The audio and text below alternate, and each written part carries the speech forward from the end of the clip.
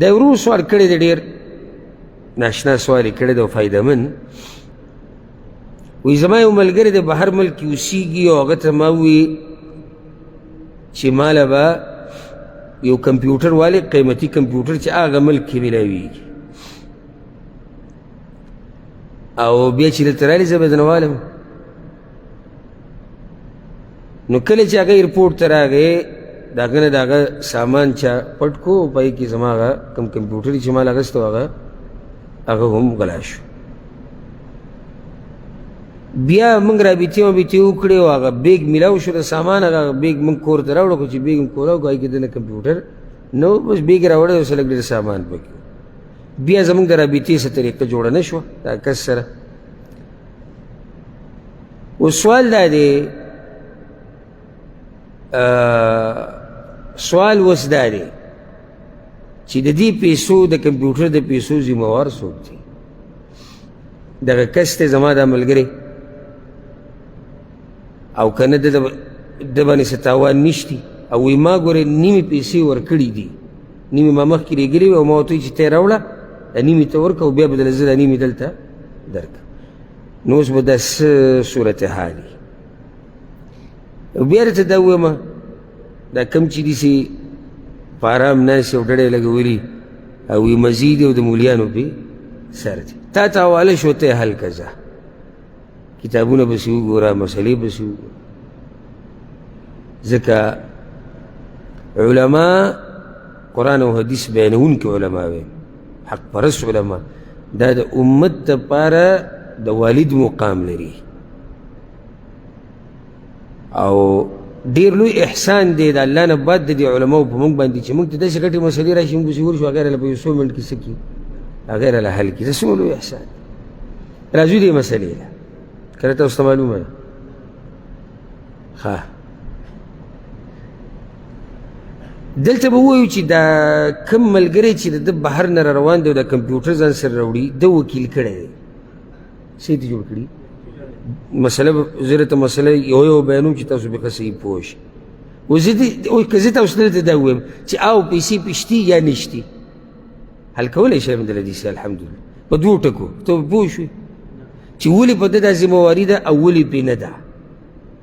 اول راشه دې نقطې له چې ده چې دې ملګري باندې دا کمپیوټر راغوښتو چې مال یې واله او راوړه ده دې ملګری څه کو وکیل کو. وکیل یعنې د ده په ځای دی زه چې تا وکیل کم په یو کار کې که نه چې لاړ شه زما د طرف نه د پلاني سره دا معامله وکړه نو ته داسې شوې دا پلاني سره لکه زه چې هلته یم پوه شوې بګې ښه دا وکیل چې کوم که نه وکیل دا امانتګري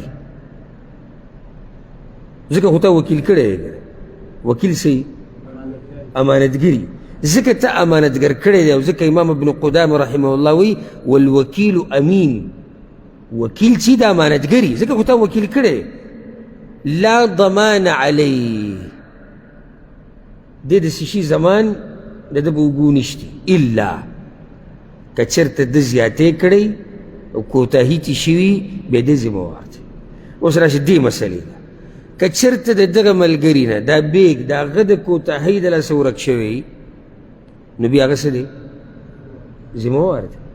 او که چېرته هغه کوتاهي نه یې کړي بیګ یې ښه صحیح په خپل ځای کې ایښودی دی او ښه خیال یې ساتلی دی او بیا د هغه نه دا چا پټ کړی دی نو هغه خو امانتګر دی خو دوکې خو نه کوي امانتګر دی او خیال یې هم ساتلی دی نو بیا په هغه باندې څه نشته.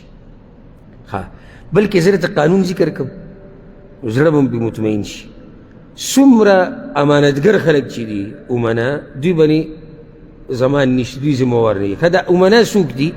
هغه څوک چې د الله په اجازت یې مال اخیستی او یا هغه سړی چې مالک ولې اجازت ورکړی. زه بېله مثال درکړم لکه یو سړی دی د یتیم وکیل دی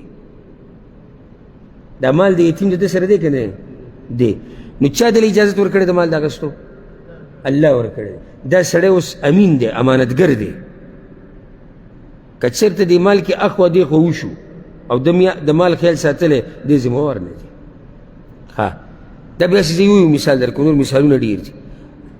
انسان چې ولې اجازت ورکړي مالک لکه یې من ښکلی مثال دا وکیل دی. زه تاله خپل موبایل درکړم چې دا واله او لاړ شه زما د طرف نه به دې دا کار وکړه، ته وکیل شوې که نه. امانتګري ځکه خو له ما دا ذمهواري درکړه او بیا دغه موبایل تا نه څه شو غلو پټ کړو. اوس سوال دا دی چې ته یې ذمهوار یې که زه یې ذمهوار یم؟ جواب یې څه دی؟ ما خو ورته جواب واضح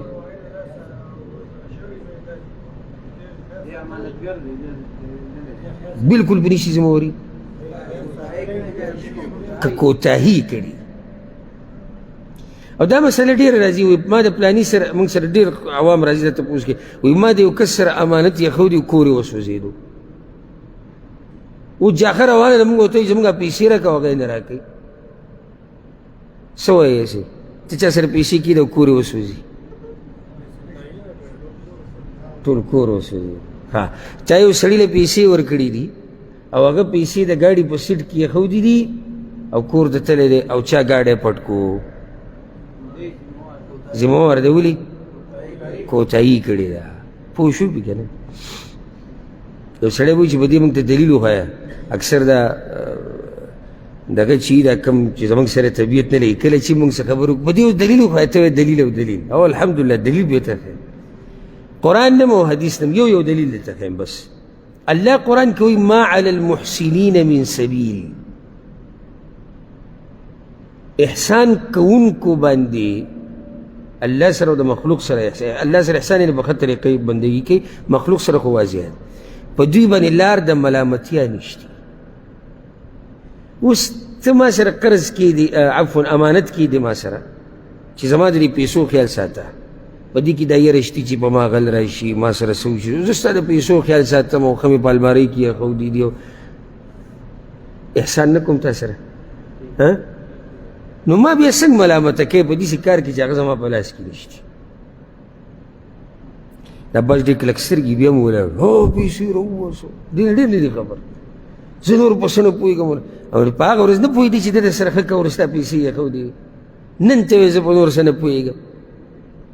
دا یو دلیل وال. حدیث کې یو دلیل دی، امام بخاري یو روایت راوړی دی کعب بن مالک رضی الله عنه.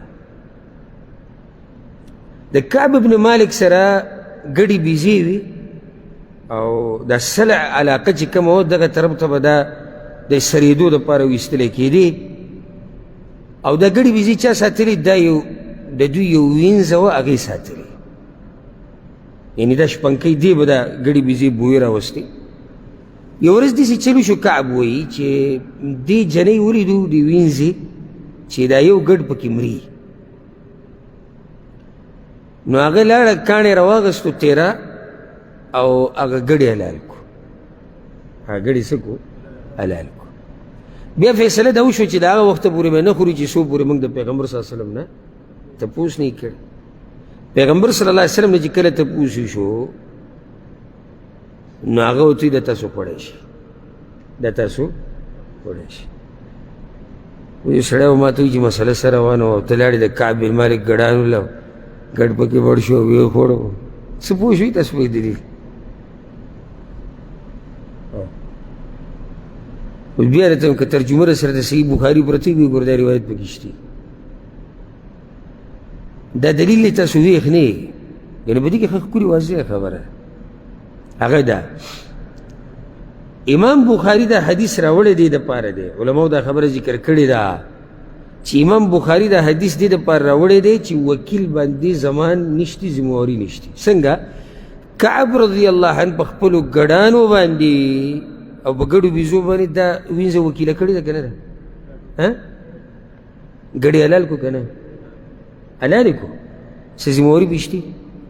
ولې پې نشتې؟ نه نه دا خو موږ ته واضح چې مردارېدو، ولې پې ذمهواري نشتې؟ مالک صاحب مخکې دا وایي چې وکیل امانتګر دی، چې ګډې بیزې دې وله ورکړي دي، امانت دې وله ورکړی دی، ستا په یقین دی. دویمه بیا دا نقطه ده چې دا د هغې د لاسه خو نه دی دغه شی، خو بلکې فایده پکې دا وشو چې غوښه خو حلاله شوه، میلاو خو شوه که نه، نو دا پې د حدیث نه څه شو؟ دلیل شو. او ضرور دې مسلې له راځو.